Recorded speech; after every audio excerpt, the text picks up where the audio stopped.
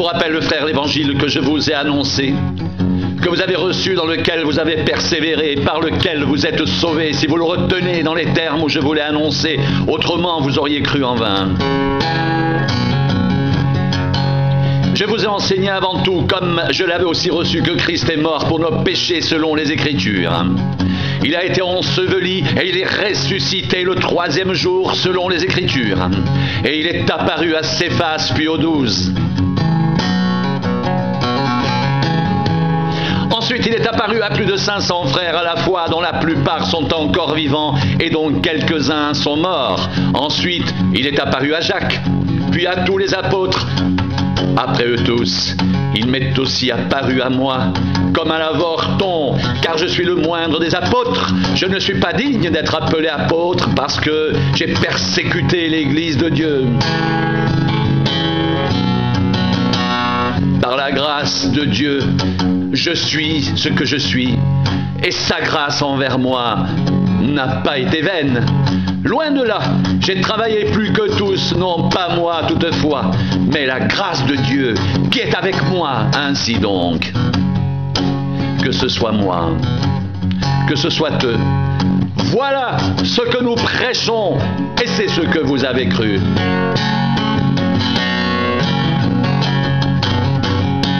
Or, si l'on prêche que Christ est ressuscité des morts, pourquoi quelques-uns parmi vous disent-ils qu'il n'y a point de résurrection des morts? S'il n'y a point de résurrection des morts, Christ non plus n'est pas ressuscité. Et si Christ n'est pas ressuscité, notre prédication est donc vaine, et votre foi aussi est vaine. Il se trouve même que nous sommes de faux témoins à l'égard de Dieu, puisque nous avons témoigné contre Dieu qu'il a ressuscité Christ, tandis qu'il ne l'aurait pas ressuscité si les morts ne ressuscitent point. Car si les morts ne ressuscitent point, Christ non plus n'est pas ressuscité. Et si Christ n'est pas ressuscité, votre foi est vaine. Vous êtes encore dans vos péchés, par conséquent aussi, ceux qui sont morts en Christ sont perdus. Si c'est dans cette vie seulement que nous espérons en Christ, nous sommes les plus malheureux de tous les hommes. Mais maintenant, Christ est ressuscité des morts. Il est les prémices de ceux qui sont morts, car puisque la mort est venue par un homme, c'est aussi par un homme qu'est venue la résurrection des morts. Et comme tous meurent en Adam, de même aussi tous revivront en Christ, mais chacun en son rang, Christ comme prémisse, puis ceux qui appartiennent à Christ lors de son avènement.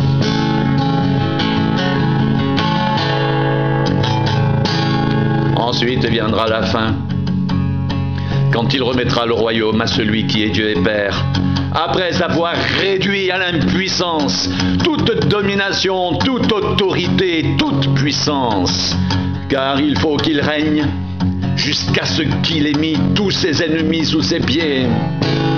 Le dernier ennemi qui sera réduit à l'impuissance, c'est la mort. Dieu, en effet, a tout mis sous ses pieds. Mais lorsqu'il dit que tout lui a été soumis, il est évident que celui qui lui a soumis toutes choses est excepté. Et lorsque toutes choses lui auront été soumises, alors le Fils lui-même sera soumis à celui qui lui a soumis toutes choses, afin que Dieu soit tout en tous.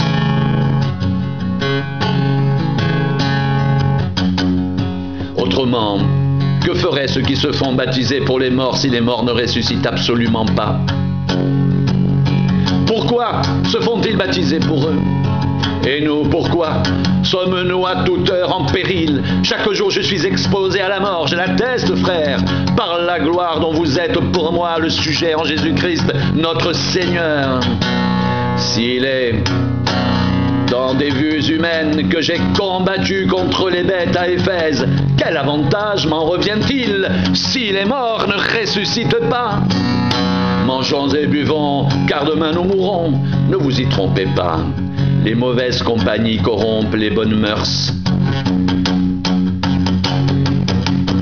Revenez à vous-même, comme il est convenable et et ne péchez point, car quelques-uns ne connaissent pas Dieu, je le dis à votre honte. Mais quelqu'un dira, comment les morts ressuscitent-ils? Et avec quel corps reviennent-ils? Insensé, ce que tu sèmes ne reprend point vie s'il ne meurt. Et ce que tu sèmes, ce n'est pas le corps qui naîtra, c'est un simple grain de blé peut-être, ou d'une autre semence. Puis Dieu lui donne un corps comme il lui plaît, et à chaque semence il donne un corps qui lui est propre.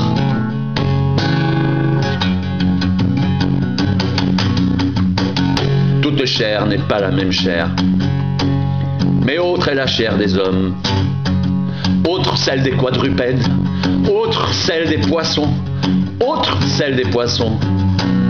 Il y a aussi des corps célestes et des corps terrestres, mais autre est l'éclat des corps célestes, autre celui des corps terrestres.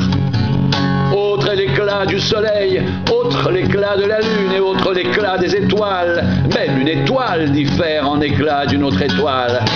Ainsi en est-il de la résurrection des morts. Le corps est semé corruptible, il ressuscite incorruptible. Il est semé méprisable, il ressuscite glorieux. Il est semé infirme, il ressuscite plein de force. Il est semé corps naturel, il ressuscite corps spirituel. Et s'il y a un corps naturel, il y a aussi un corps spirituel.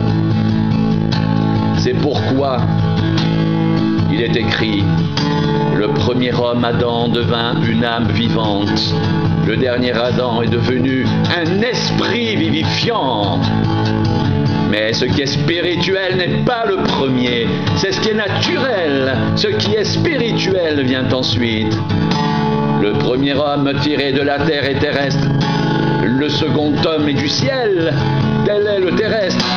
Tels sont les terrestres. Et tel est le céleste. Tels sont aussi les célestes. Et de même que nous avons porté l'image du terrestre, nous porterons aussi l'image du céleste.